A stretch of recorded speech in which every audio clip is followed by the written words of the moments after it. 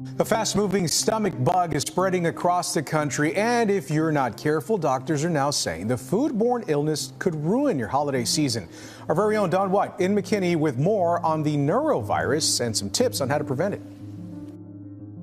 The norovirus, or what some people refer to as the stomach flu, is surging across the country. It's a big deal. It's going to cause a lot of havoc. The CDC says nearly 14% of people who were tested for the illness came back positive during the week of November 15th, which is more than double 3 months ago. It's a very, very contagious virus that spreads quickly, especially in areas of close contact. So schools, daycares, cruise ships, things like that. It starts suddenly. One moment you're fine, and the next you're dealing with nausea, vomiting, stomach cramps, and exhaustion. The culprit is norovirus, which is commonly known as the puking virus. But why does it spread so easily, and what can you do to protect yourself? Let's take a closer look. What is norovirus? First things first, norovirus isn't actually the flu. The flu is caused by influenza viruses, which hit your respiratory system. Norovirus is a completely different virus that targets your gastrointestinal tract, your stomach, and intestines. It's incredibly tough and highly contagious. According to the CDC, norovirus is the leading cause of vomiting and diarrhea from foodborne illness in the United States, responsible for about 58% of foodborne illnesses acquired here. Globally, it's a massive issue. Studies estimate it causes around 685 million cases of acute gastroenteritis every year, including about 200 million in kids under 5. It leads to tens of thousands of hospitalizations and hundreds of deaths annually, mostly in vulnerable groups like older adults. So, how it spreads. Now, why is this thing spreading so easily right now? Norovirus is a master of transmission. According to research, the infectious dose is tiny. As few as 18 to a few thousand viral particles can make you sick. Infected people shed billions of particles in vomit and stool. Norovirus spreads mainly through what's known as the fecal-oral route. That may sound unpleasant, but it simply means tiny particles from an infected person's vomit or stool can end up on food, water, hands, or surfaces, and then make their way into someone else's mouth. That's why the virus spreads so easily in homes, schools, restaurants, and other shared spaces. One reason norovirus is so notorious is how quickly it can spread in places where people are in close contact. Schools, daycares, nursing homes, cruise ships, restaurants, and even family gatherings can become hotspots for outbreaks. Because the virus is highly contagious, it only takes a few infected individuals for dozens of others to become sick in a short period of time. Outbreaks tend to peak during the colder months, typically from November through April. The CDC data shows thousands of reported outbreaks each year in the U.S. alone, with long-term care facilities and schools being hotspots. Recent seasons have seen surges, with positivity rates climbing in late fall and winter. It can linger on surfaces for days or weeks if not properly disinfected. And yes, you can spread it before symptoms start and for up to 2 weeks or more after you feel better. Symptoms. So what does it actually feel like if you catch this thing? The most common symptoms of norovirus are vomiting, diarrhea, nausea, abdominal pain, and cramps. Symptoms usually come on suddenly, within 12 to 48 hours after exposure. That's the typical incubation period, and it's backed by multiple large reviews of outbreak data and human challenge studies. A systematic review of viral gastroenteritis found that the median incubation time for norovirus is about 1.2 days, with most people feeling symptoms between 12 and 48 hours, though A small percentage can start as early as 12 hours or stretch closer to 2 to 3 days in some cases. One of the hallmarks of norovirus is how suddenly it strikes. You can be going about your day feeling completely normal or maybe just a little off, and then within hours, you're hit with intense nausea, vomiting, diarrhea, and stomach cramps. Many people say it feels like someone flipped a switch.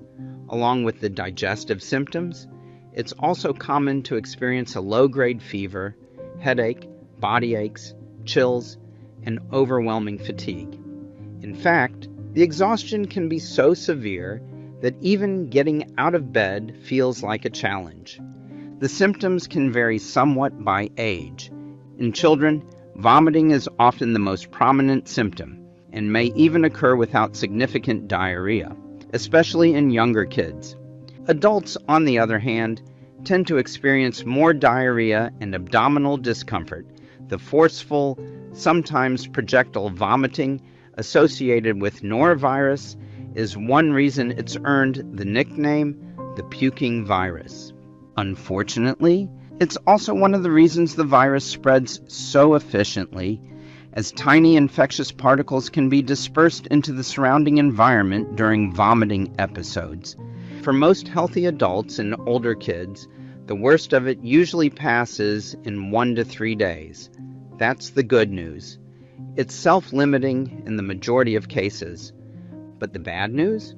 It can leave you feeling drained and weak for several days afterward as your body recovers, and dehydration is the real hidden danger here, especially for young children, elderly folks, pregnant people, or anyone with underlying health conditions. Norovirus GI.17 Variant. Since the early 2000s, most norovirus outbreaks have been linked to a strain known as GI.4. However, a newer variant called GI.17 first emerged in Asia about a decade ago and has become increasingly dominant in recent years. During the 2024 to 2025 season, GI.17 was responsible for roughly 75% of norovirus outbreaks in the United States, a dramatic increase from less than 10% the year before, according to CDC research.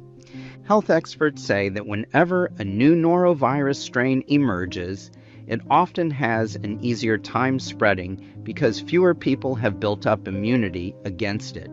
That appears to be what happened with the GI.17 variant. While researchers still don't know whether GI.17 is inherently more contagious than the previously dominant GI.4 strain, it's possible that more people are vulnerable simply because their immune systems haven't encountered it before. Norovirus infection does provide some level of immunity, but the protection is neither complete nor long-lasting. Even if you've had norovirus before, the immunity you developed against one strain may not fully protect you from another. As a result, a large population with little immunity to GI.17 could create more opportunities for the virus to spread. However, experts say it's still too early to know exactly how future norovirus seasons will unfold. Let's talk about treatment. Unfortunately, there's no specific medication that can cure norovirus. For most people, treatment focuses on supporting the body while it fights off the infection. The most important thing is staying hydrated, since vomiting and diarrhea can cause significant fluid loss. Drinking water, oral rehydration solutions, or sports drinks can help replace both fluids and electrolytes. One helpful tip is to take small, frequent sips rather than trying to drink a large amount at once. When your stomach is already irritated, gulping down fluids can sometimes trigger more vomiting. In more severe cases, especially in young children, older adults, or anyone showing signs of dehydration, medical treatment may be needed, including intravenous fluids to restore hydration.